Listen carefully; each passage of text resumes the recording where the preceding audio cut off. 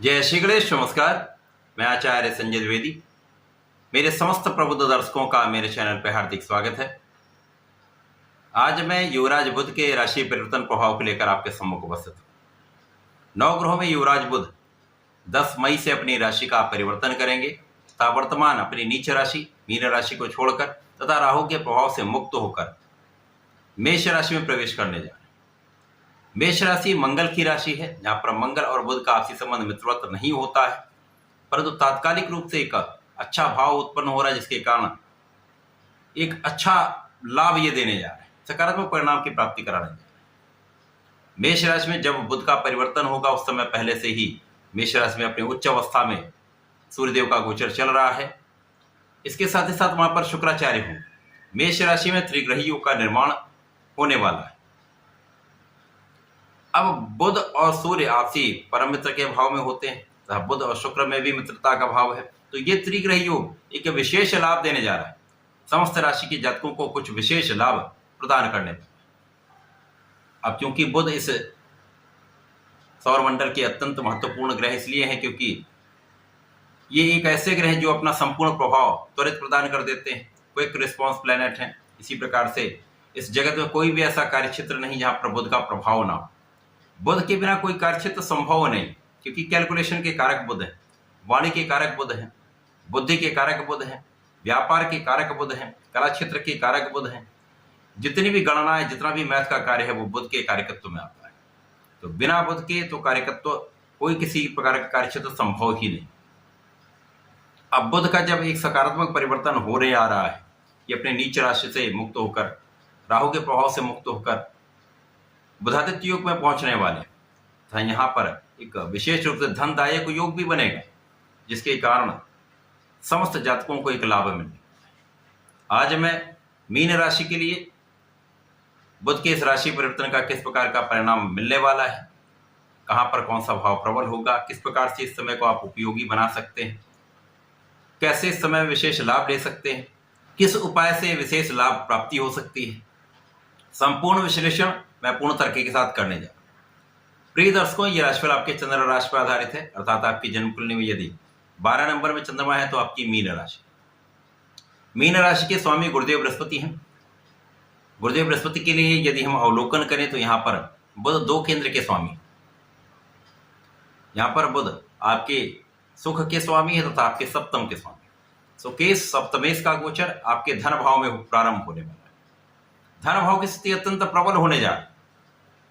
निश्चित रूप से यह प्रबल है, धनदायक योग बन रहा है। यहां पर द्वितीय भाव जो धन का भाव है, पारिवारिक संपत्ति का भाव है, परिवार का भाव है, यहां पर जब बुध होंगे तो वाणी के भाव में ही होंगे, तो वाणी आपकी बहुत अच्छी होगी, परंतु सूर्य का प्रभाव भी होगा, जिसके कारण वाणी पर संयम बहुत आवश्यक है, क्योंकि सूर्य कठोर है, अनुशासन सूर्य का है प्रभाव। तो यहाँ पर आपको संयमित होकर अपने परिवार के बीच में सामंजस्य बनाकर बात करनी होगी।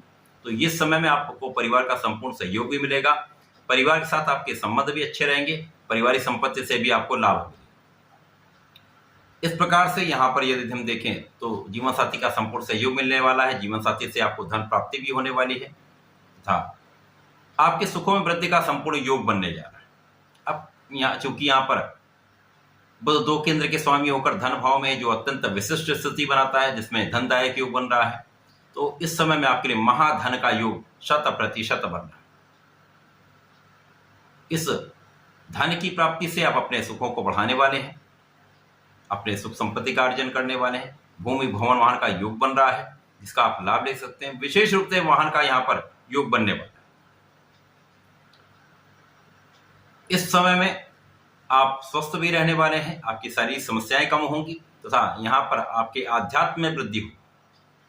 आध्यात्मिक कार्य में आपका मन भी लगेगा, पूजा पाठ में आपका मन लगेगा तथा इस समय में आपके रोग दूर रहेंगे, आपके कष्ट दूर रहेंगे, आपके अवरोध जो जीवन में आ रहे हैं अवरोधों से आप बचे रहेंगे।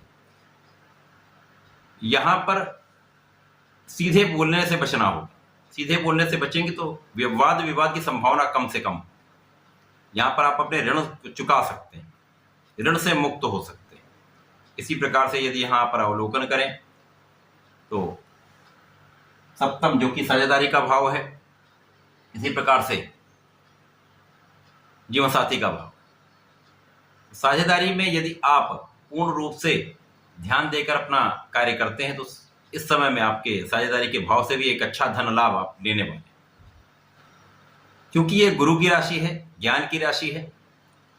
बुध बुद्धि के कारक हैं, तर्क के कारक हैं, शिक्षा के कारक हैं। इसी प्रकार गुरु और बुध का जब भी संयोजन बनता है तो आपके लिए ज्ञान में भी वृद्धि करने वाला होता है। बुद्धि का विशेष उपयोग करके आप बड़ा लाभ लेते हैं।